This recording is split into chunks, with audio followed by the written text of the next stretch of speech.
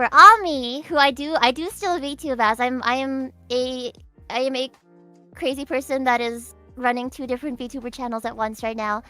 I keep her as a completely separate person from myself, but she's very dear to me, and she honestly is just like, this sounds kind of crazy, but she's like a second personality of mine. She's just like she's like an extension of me. It's not crazy at all. Like, I actually love that you're bringing this up because this is something I've wanted to talk about for so long, but I think people are afraid. Like, I think a lot of VTubers, they feel like it is like a version of themselves, but like a more exaggerated like personality that they're putting out there as like this character.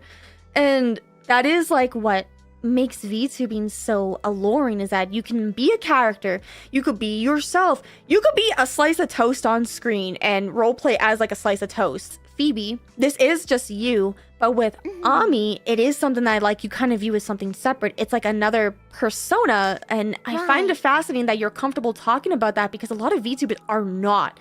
They're afraid, like what you said, how unaccepting some viewers are going to be and like how they're going to perceive you that way. And like there is a difference between corpos and indies. Like I know I've never been in a company, but I've seen it. Like as I become more friends with like people who are in companies, I see how different it is. A lot of companies seem to want to emulate, you know, the bigger companies, you know, like Hololive, Nichisanji, and I can see why, because those are successful companies and those are the people that we have enjoyed watching since before we were VTubing and all of that. But like the same expectations end up being put on some of these people from smaller companies, and some of those expectations are for them to be characters, like for them to be fully like fictional, for them to be these like canvases that people can kind of impose their own impressions and expectations onto, when in reality we haven't changed that much from when we were indies. When I was Ami, or when I was just Ami, the cool thing was I didn't need to like be somebody that I wasn't. It's weird because some people feel more restricted as company VTubers, like they need to play a character. For Ami, I would say that as Ami, I get to be myself even more than I get to be using this model, because like because this model is so tied to everything that I'm doing IRL professionally, whether it's music or convention performances or like my voice acting, all of that is like tied to like this professional self. Ami is so much more unhinged. She's like the self that I was afraid to even show in front of a lot of my friends. Like maybe only like my sisters and my closest friends would see me be that like goofy and chaotic, but I let it out as Ami. Wow. Like part of that was like everybody on my Phoebe channel forever knew that I loved things like I love bees, I love flowers and cute things and plushies and all of that. But when I got to be Ami, I was like, my favorite thing, what I think is the cutest in this world, is cryptids. And that was the truth. That was the truth. I just had been hiding that interest of mine for such a long time, even IRL, because like I didn't really know anybody else that was into it, and it didn't seem like a very cute, very idly interest. I just didn't bother bringing it up. What made you want to join a company? Like, why Prism specifically? Because like you said, like you could have joined like the other companies like if you wanted to, but you chose this one. And like I'm curious on like what made that decision, and like why even corporate? Because it's fascinating that you're saying like you can be you in a company, which I feel like not a lot of people really talk about, versus like this version of you that's more professional. Because you, like you said, you think you'd be opposite. So I'm curious what your thoughts are. I've always had these really, really big dreams for myself as an idol, as a voice actor, as a singer, as a streamer, and it felt really hard to accomplish some of these things as an indie. Part of it for monetary reasons, part of it because I didn't have a manager or anything like that. Part of it because, I don't know, I just couldn't figure out why I wasn't growing in the way I wanted to. Part of the reason why I wanted to join a company was because I wanted to do research into the industry. I wanted to be able to go into the company, do my very best. If things really worked out and I wanted to stay and I fell in love with it, then I would stay. But if not, then I had a backup plan, which was to come back. That's so smart! That's so smart! I chose Prism in particular because, first of all, I had always, like, I had like loved and admired a lot of the talents that already were in the company from the beginning. I remember in particular when Gen 1 debuted and Ikuhoshi Furi was the very, very first one. I became really good friends with her and I admired her a lot and I liked what she was doing in there and she seemed happy. And then they got acquired by Sony. And I was like, Sony music, that is music to my ears. Yeah. I would love to. Maybe this is my chance to make some of my singing and idol dreams come true. And maybe this is my chance to also not only do research into the VTubing industry, but do research into the Japanese music industry as well. So I was like, yes, this is it. And so I did my best with the audition. I remember finding out at work that I had made it in.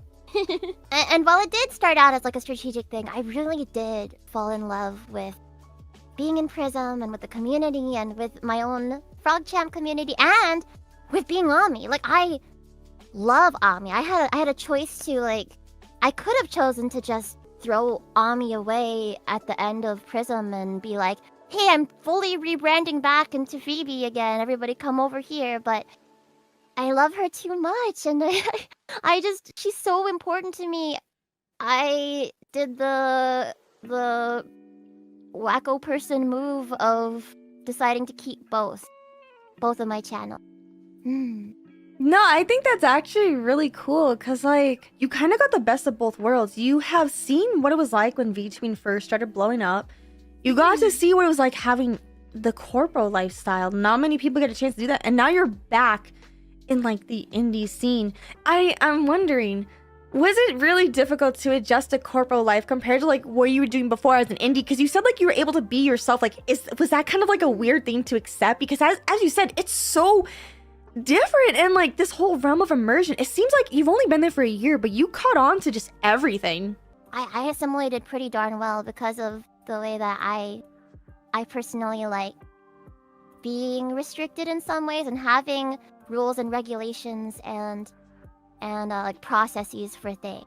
And not everybody likes that. Not everybody enjoys that. And so I don't think the corpo life is for everybody, but at the very least for me, it was a pretty easy adjustment. Being myself though, like Prism and our producer Shogun pushed me to be more myself than I had let myself be on my streams. Really? Previously.